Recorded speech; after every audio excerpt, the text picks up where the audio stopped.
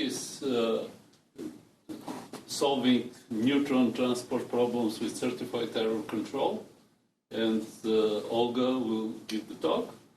So please. Thank you very much. First of all, thanks Peter and Wolfgang for having hosted me the last 3 weeks here. Have been very nice. And so happy birthday to both Wolfgang and Pencho. So everybody's digging up some pictures from the 80s, but on my side I was barely planned at that moment. So that was a bit hard to come up with something. So I just want to say that from a person from the younger generation, I couldn't see your evolution in your career. I could only just come at the moment where you both became very established researchers. And for me, it's been a privilege to work in particular with Wolfgang. And I particularly appreciate this fact that he just doesn't like to stay in the comfort zone, that he's constantly trying to enlarge his scope and really trying to enrich the discussion in many different topics. So this is, for me, very inspiring.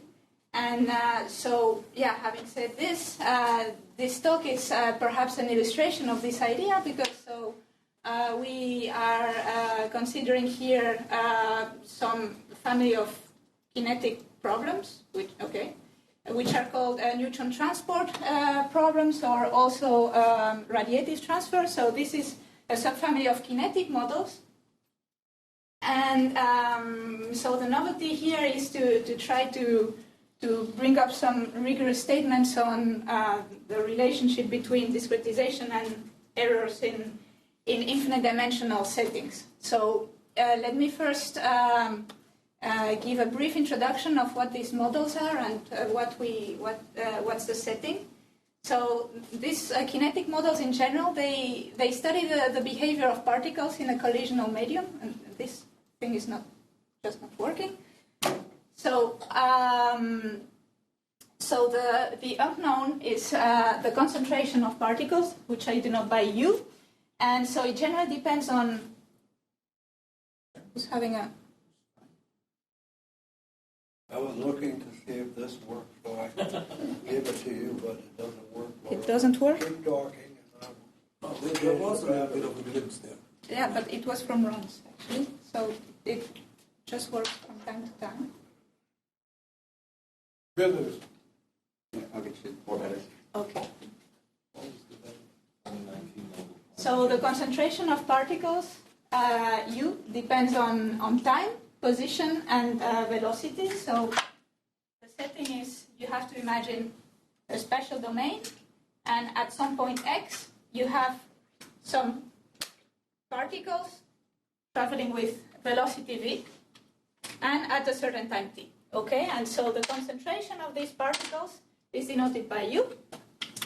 And so a popular model for neutral particles is this one that I have introduced here, which we will come up all the time back to it. So it has two components, a transport component, where particles are free to move, and at some point they can collide with other particles or interact with the background medium, and then comes into the picture this collision kernel, which you see it's like a convolution. It's an integral over the velocity of our unknown against a certain collision kernel k, which is given to you. And so this induces a global coupling, but only in one of the variables, which is the velocity. And so we have several coefficients, which are this sigma parameter, this k, and the right-hand side, and they might depend, all of them, on t, x, and v. So this is the general setting, and so this topic of kinetic problems has been addressed from many different angles, theoretical and practical, since many years. And so on the numerical side, the obstructions to to really address this problem like properly, in a sense, are the following. So first of all, we have a high dimensionality in the sense that if the spatial domain is equal to 2 or 3, eventually we have to deal with 5 to 7 variables. So you might think that this is not a lot, but the problem is that usually solutions are very low regular. And also we have this problem with the scattering operator, which is inducing this global coupling in our velocity variable. And so what we realized with Wolfgang is that there is need in this type of problems for reliable error estimates. People usually tacitly assume that they take a discretization and then we are not far from the infinite dimensional problem. But in fact, there is no real assessment of the quality. So there's a need for a posteriori estimates. And before coming to a posteriori, say that what existed in the literature until, and is still developed sometimes, are a priori error estimates, where we first require very unrealistic regularity assumptions to say that if I have a mesh size of order h, then my discretized solution is going to be to have an error of order h or whatever. But as I'm going to show in our numerical examples, you cannot just tackle this problem with uniform meshes, because it would really require a lot of degrees of freedom. The constants are also very difficult to estimate, so eventually you don't really, these a priori error estimates are not telling you much about the real quality of your approximation. So if we go to trying to develop a posteriori error estimates, the problem is far from trivial, because you see we don't have here an elliptic problem. It's this transport component here is, it is less developed for a posteriori estimations, but there have been recent results on discontinuous Petrov-Galerkin schemes, which we are going to rely on to really come up with a scheme where this can work. And so the results have been developed by Damen and Stevenson, essentially.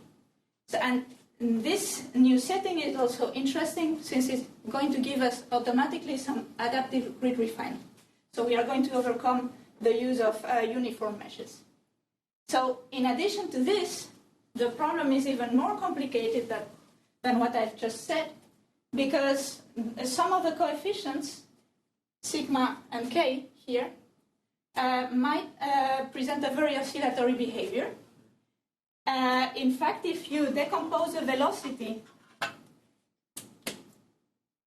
into a direction of propagation, so this is just I take v over its module, and then I consider the module, but I don't consider the module totally, I consider the kinetic energy. So this is the energy here.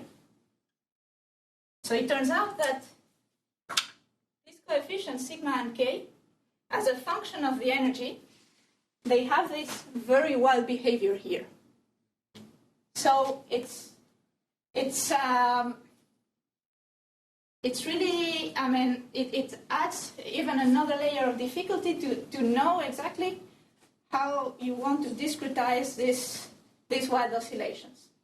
And so in most of the talk, in fact, we are just going to somehow ignore this problem on a first stage. But let me just say that this is an issue that has been of high interest in nuclear engineering, and they have some practical procedures to deal with it, which are mainly called cell shielding. And there, in these cell shielding techniques, at some point they do what you think of a homogenization procedure on a certain cell. But the whole process is not totally justified, not totally rigorous, and actually the people who develop it are now retired. And in fact, what happens is that most people now, or are even dead, most people now no longer understand what is even in these codes doing self-shielding. So, Olga, so this is a linear equation, but with very, very rough coefficient and non-local term. But yes. And these rough coefficients, are they somehow tabulated? I mean, or is there a closed form formula for this? They are tabulated generally. They are generally tabulated. They come from measurements. I don't even know the measurement error. It's for them very difficult to quantify. But so my question to them was, so are these spikes just noise? And they are very sure that here you really have a spike. And this comes, as far as they say, it comes from the discrete levels of the atoms. And this is a real phenomenon, apparently. And so it's, I mean, for me, it's not totally clear what to do with that.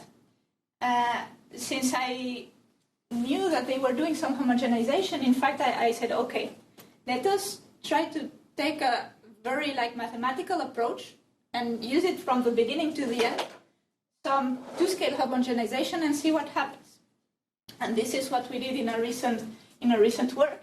And I mean, for me, to my great surprise, what happened is that if you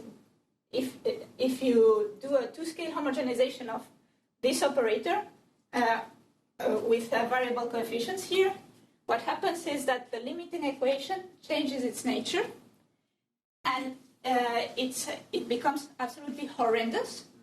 You'll see at the end of the talk if I have time. And so there you really don't want to solve it. So it's not clear how to address this problem. So, but I'll come back to this later. Yeah. So just also a question. So this sigma, this is what you plot sigma here, right? Yes, this is sigma. Yeah. Sigma is a damping. I mean, it's a damping process, right? So it tells you that there is much more damping for certain energy level. Yes. Yeah. Right. Yeah. These are actually resonances. They're described by an equation called the Wigner resonation. Well, which is a model. Yes. And they're described as delta functions. But this model is, I mean, I'm not a nuclear physicist. I'm not. But my understanding is that it has a lot of assumptions already there. So yeah, they model, and these are all measurements, right? This is measurements. Yes. Yes. And many of them are out of the 70s. Yeah. Many of them are out of the 70s and 80s, so the errors associated just purely from the detection point of view. No, but they keep updating these tables every year. But not for all. Maybe not for all. But so this is uranium-238, yes. so should be. This is interesting because, you know, there is this thesis where that Yvon or Madé and they had this question of computing the cross-sections. Yes, so this is totally related to this. Yeah. But then if you really dig up in a discussion with them, what is this self-shielding doing? Nobody can tell you. What I understood from the people at French electricity, that they have to update this equation, this thing, every time they do that to simulate a nuclear plant and to understand if there is some too much heating or because there's a resonance and energy. Yes.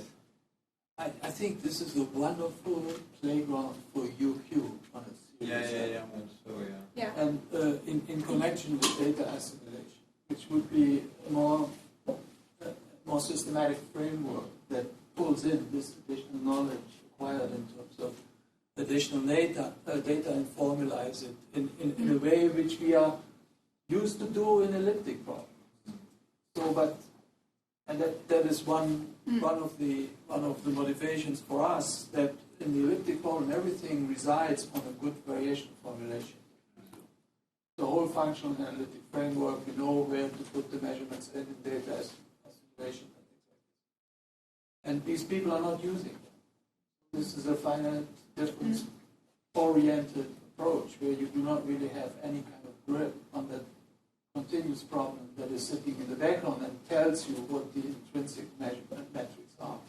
So this is what we really try to do, to get in this direction, and then perhaps be able to do some UQ based on this. Okay, thank you. Yeah.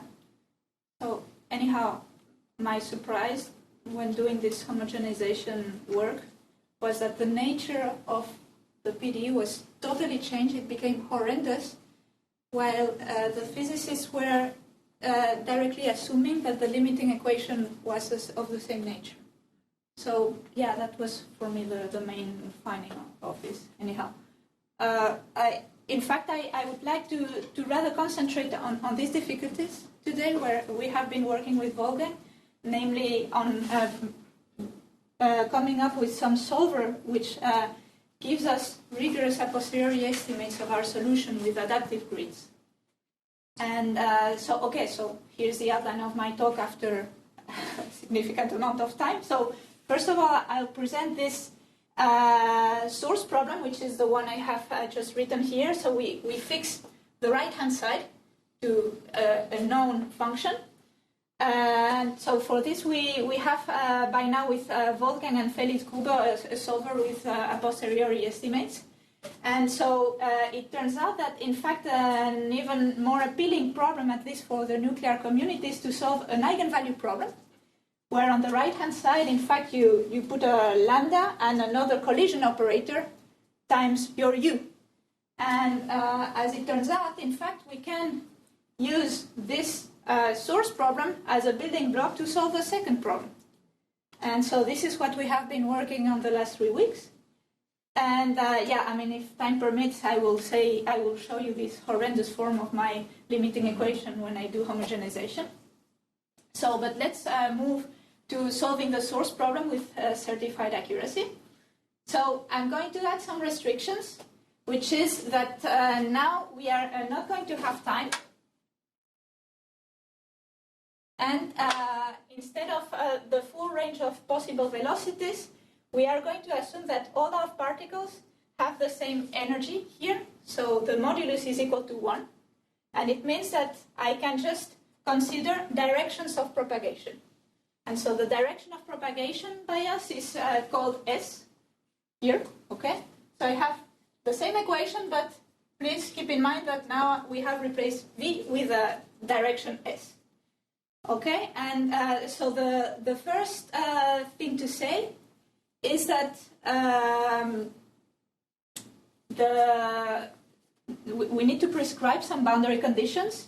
In this type of problems, they are a bit special. If you come from elliptic PDEs, you may be surprised.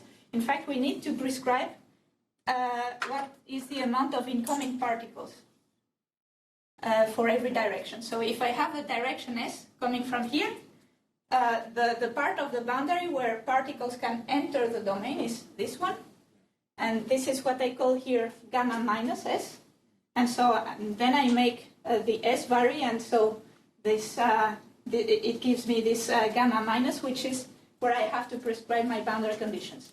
Here, for simplicity, I prescribe that I have no particle entering, but we can generalize everything for general incoming boundary condition.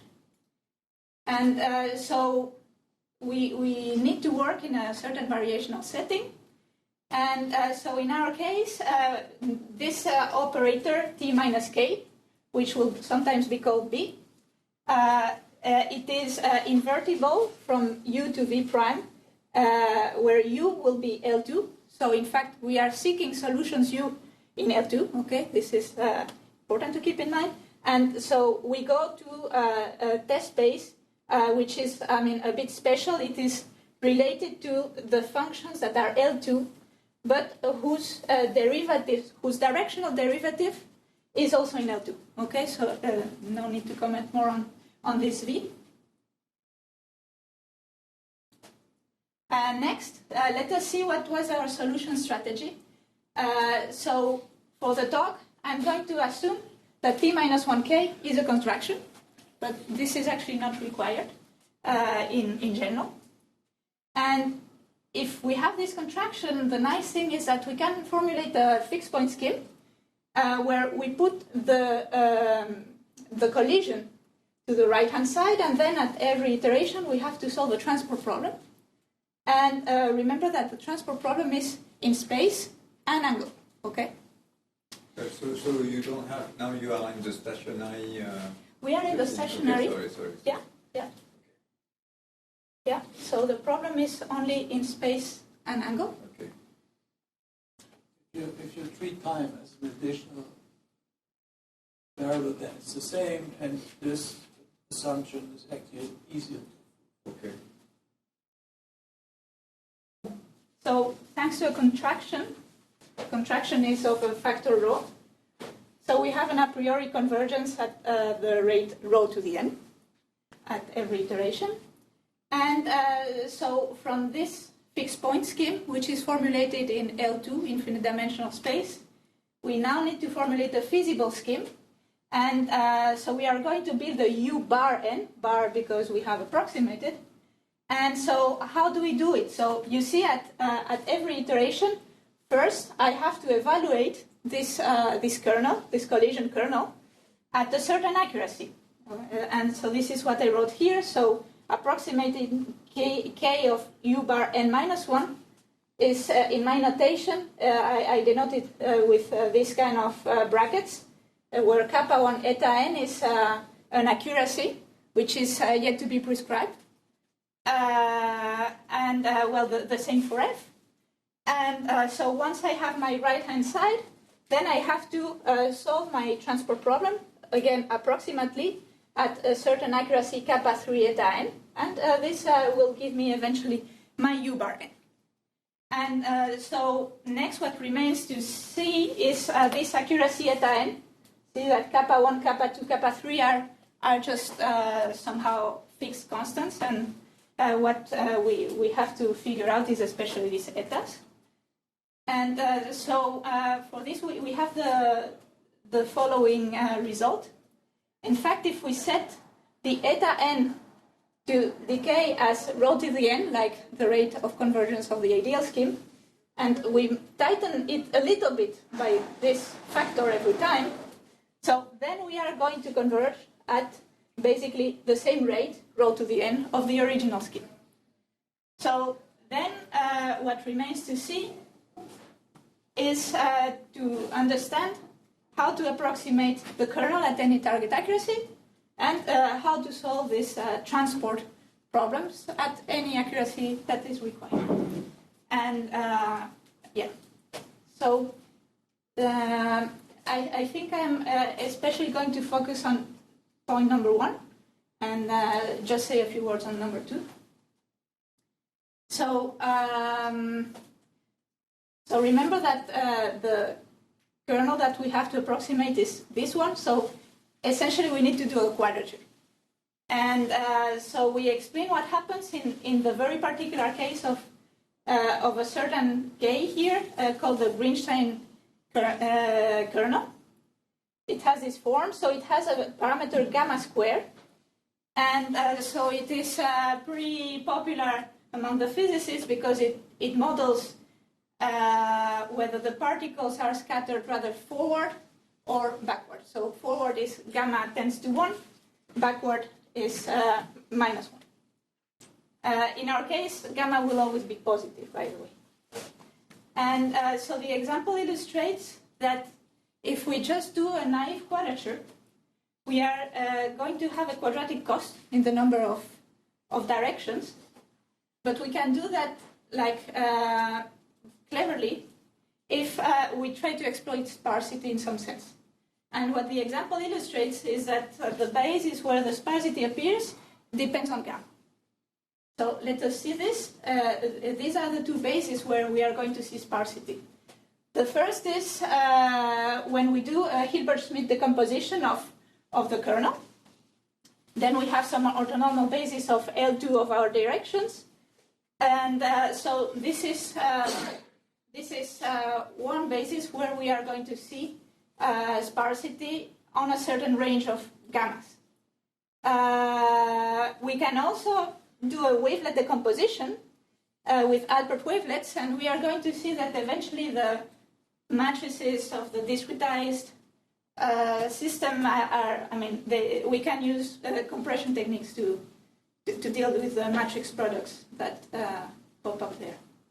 So if we do this Hilbert-Schmidt decomposition, we can have a look at the decay of the singular values. And what we see is that when gamma is close to 1, here gamma is 0.95, so we have a very slow decay rate.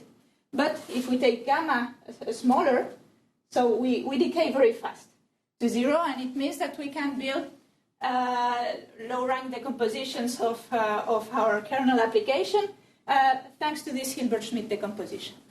But we are in trouble if gamma is close to 1. But it turns out that if we do this, we consider a wavelet decomposition, then we can be saved. And so this is like a numerical illustration of this compression. What the picture is showing you is that if we look here at this back row, so this is gamma close to 0, gamma 0.99, so close to 1, and this, I don't know. Okay, but what happens is that always close to 1, but the degrees are going up. Here, gamma. Okay, sorry. So let us look here at this first line. Gamma is 0.05, and we go up to gamma 0.09. We see that the coefficients are most of them very small. So this illustrates this compressibility. Right. So if we choose the proper basis, we can approximate efficiently this kernel application and up to any kind of accuracy. That's the main idea. And so now let us come back to the general scheme. We have approximated the kernel, the right-hand side, and next we have to do a transport solve to finish our fixed point iteration. And to do this transport solve, in fact, what we are going to compute is the following. So we fix several directions, and we do a transport solve in space for this fixed direction. This is just a pure transport problem that we have to invert. And we call them the fiber problems. This is the operator T of S is just a function of space. And so the problem looks like that. So it's a pure transport problem equals to a certain right-hand side. And this is where we used discontinuous spectral Galerkin as an approach to solve it, thanks to the fact that it gives us a posteriori error bounds. Then finally the whole procedure is going to have an a posteriori accuracy. So this really heavily relies on this result by Dahmen and Stevenson. So I'm just going to say that, I'm not going to describe this DPG procedure, but just say that, in fact, since we have to solve for different directions, we are going to do adaptive grid refinement in space, and for every direction, we are going to end up with different meshes, mesh discretizations. And the trouble is that once we have this, then we have to combine all the meshes to compute this integral here. And so there's a heavy step there of merging meshes, but it helps to keep the computation under control and of moderate size, because where really most of the work is being done is in the transport solutions. And this is only a simple application of a function. Let me show you some numerical results. So we have considered a simple square with piecewise continuous coefficients. And for the kernel, we have taken our favorite Hennier-Greenstein kernel with gamma equals 0.5, meaning that we can do just a simple Hilbert-Schmidt decomposition, and we will be in business for the kernel. And so this is, so we set a final target accuracy, and then we do our approximate fixed point iteration, and monitor the a posteriori error that we get. And so this is the total error in pink here that we get at every iteration of our fixed point. So we are steadily converging, and here we are monitoring the error of the approximation of the kernel and the error of approximation of each pure transport solve. And you see that there is a tiny difference in the slopes. In the transport, we need a bit more accuracy in order to retrieve a certain accuracy here, and this is due to the accumulation of errors in the fixed point iteration. Let me show you some pictures of solutions at the final iterate. So I think this is a solution for a direction coming in this way. This is another one for this way. And so these are the final meshes that we get. And it is of interest in this community to consider the average over all directions. And so I'm picturing this for all iterations, and with the merge grid, here I have to consider the union of all meshes.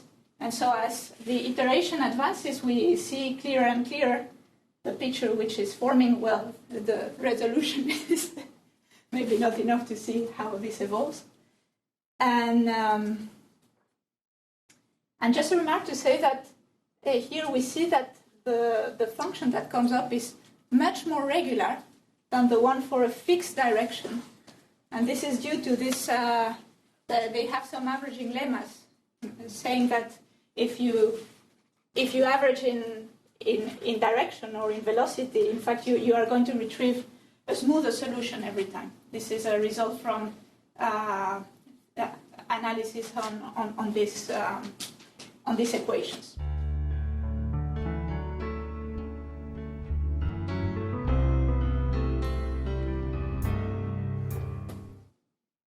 So I still have like 5 minutes or so, or how? we can We can please continue. Okay, I mean, in fact, I am not going to give a lot of details on this last part, where we now consider oscillations in the energy variable. So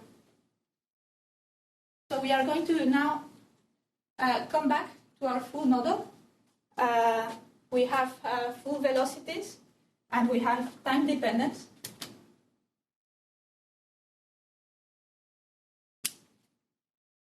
And now sigma and k are highly oscillatory. And as I said, the issue is that when we have these wild oscillations in the energy, how to discretize this variable, and how far are we from the infinite dimensional one. It's not very clear. And so my understanding of what has been done so far in nuclear engineering is to somehow use some elaborated physical arguments to decompose this energy variable into chunks, so to speak. And on each chunk of energy, they boil down to a simple, very, very simple and basic geometry with extremely simplified physics. This is not even this bright Wigner. This is very, very basic. And then they do some sort of averaging. So they find the solution of a certain problem, psi, and then they average it against their cross-section sigma that wildly oscillate. This gives them an effective sigma times the average in energy of the solution. And these sigma effectives are the ones that are then plugged into the full Boltzmann problem, and then they address nuclear reactor things with that. And so in this picture, in fact, the implicit assumption is that the homogenized equation is of the same nature as the original one. And so they do this voodoo business, and then they plug this in the equation, and then they solve. And so my motivation was to address this from a homogenization point of view was really to try to understand a bit better the foundations of this procedure. So isn't this like saying that sigma effective is an arithmetical average of sigma, because it looks like you present the local average of sigma, which is I mean that it looks like it, because if it was everything is non-negative, no, if but the because size is non-negative, then it's like the mean value. yeah. So this is like a mean value. Yeah. This is a mean value, but I'm not sure that this is exactly an arithmetic. Well, this is what I mean when I say arithmetic. I mean a mean value, as opposed to what you do when sigma is a diffusion coefficient, then you get a completely different type of. In 1D, you get the harmonic mean. Yeah. I mean, but they impose this. This is like imposed. Okay. But they do that section-wise? As far as I understand, yes. As far as I understand. Energy range is already decomposed. Yeah, and then so there's a lot of physical knowledge involved in the partition. And you say that controlling the reactor depends on knowing all this, right? And having the eigenvalues in order to see that whether it has to be cooled down or... The way I have seen all this works is that they are commissioned with a nuclear reactor, and then there must be some experts assessing whether a certain configuration of the reactor is going to be stable or not. And then they use this kind of techniques.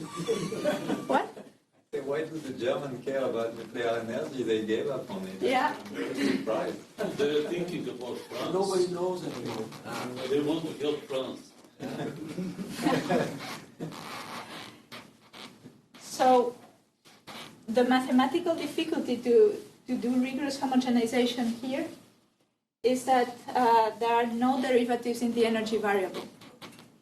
And this is why when you homogenize, there were some old works by Bardos and his students on pure transport equations and homogenization there. And actually the result that we came up with required a certain generalization in a certain sense of this kind of works, and eventually this is horrendous, but this is just to give the idea. That's basically the equation we start from. This is this, okay?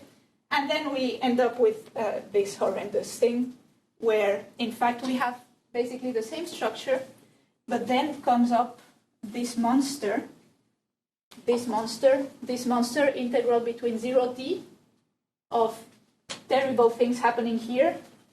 And so this is the form of the final homogenized equation. And so in theory, you'd say, okay, I want to do homogenization because the limiting equation is going to be of a simpler form. But so this, the conclusion of this seems to be that you don't want to do homogenization to address this problem, because... This is interesting. If you just had much more success, so you get non-local term in T.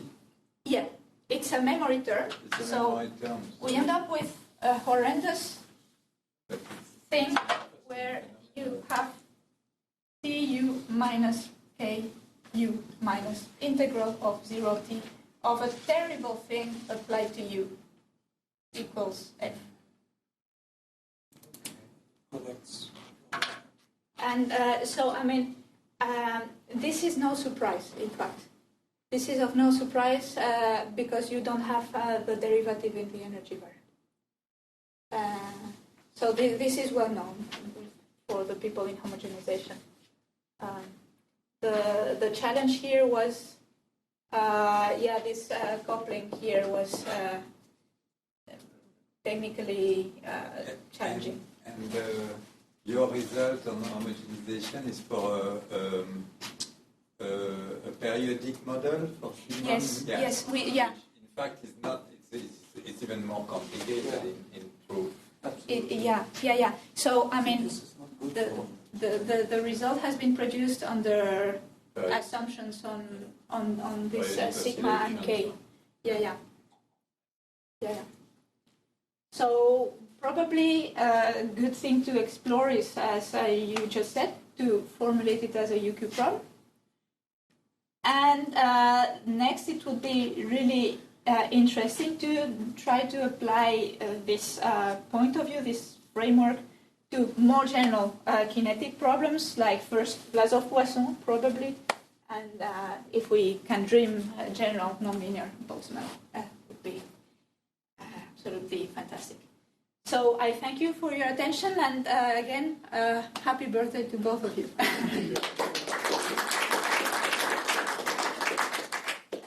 There's some questions.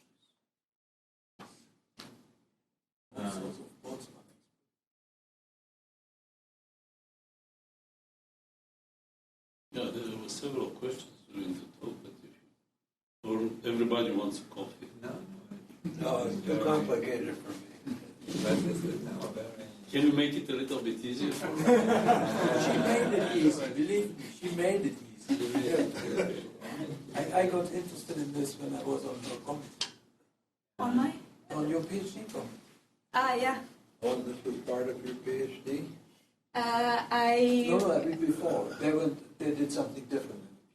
In So I want to know, do I have to worry about Yes. nuclear reactors? Yes. Yeah? Yes, you should. You should. So to solve climate change, we shouldn't push nuclear? We should. We should. I think as a Germany, when I No, say you know about the nuclear winter? When? There is this nuclear winter. Yeah. After all the nuclear power station exploded, everything. I mean, look, Yeah. This will be enough for us. I think I have to say something in favor of all these very bright engineers and physicists. Thanks God, they do not rely on numerics. They do not. They rely on a lot of background knowledge, a lot of experience, and they combine it with numerical schemes now and then. But I don't think that schemes in this regime have a real predictive power. I cannot say. Only if you know from the beginning that you have a lot of padding. So Well, but we so have to this. trust their intuition? Or I think what? it's a combination of There has to be a good guy at the controls at all times? No, but I mean, this is helpful for the design. I think, I would of say the when you have that kind of oscillation, maybe the validity of the equation is in question. is in question. So it's also a question of the model. So this is a question that I keep asking my engineering colleagues, and they really have a strong belief that the equation is very accurate because they have experiments and comparisons of numerics against some experiments, and apparently the results are always pretty good. And this is due to the fact that in fact the particles are not charged.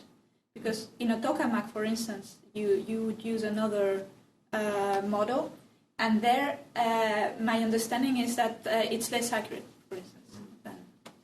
That's why they can't calculate the instability of tokamak. What happens when you run a reactor is that your absorption spectrum constantly shifts depending on where you are with the fuel burn down.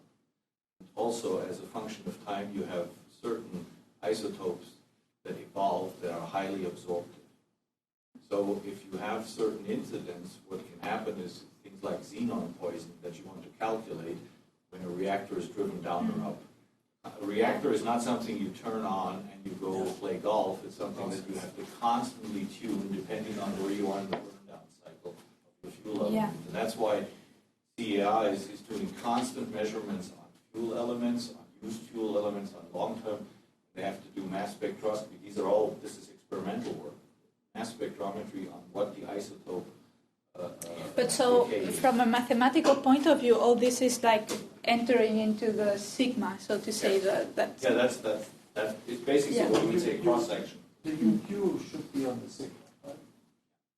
So having a sigma, depending on y in a certain regime, that has enough flexibility, and then that would be a better model than going to homogenization. Yeah. And it actually depends on other conditions too. It depends on what kind of moderators are used. The heavy water, light water. Yeah, sure, but so again, all this is in the sigma. I mean, I am given the sigma. So yeah, if you have light water, the sigma is going to be different. Yeah, sure. Okay. But Thank you very much. When I was saying that they can't really rely on numerics, I haven't seen a scheme that gives you really a quantification of the error. I haven't seen it. They computed this discrete problem at some point, and they get something. But it may not have much to do You didn't claim it. No, then I lose my job. I'm asking everybody in this something. So far, I haven't found. We're going to International Atomic Commission, they have the best tables. But they have tables. Do you transfer credit from the United States with the buttons on the This is the French say, not the We are talking bombs. Okay, coffee break.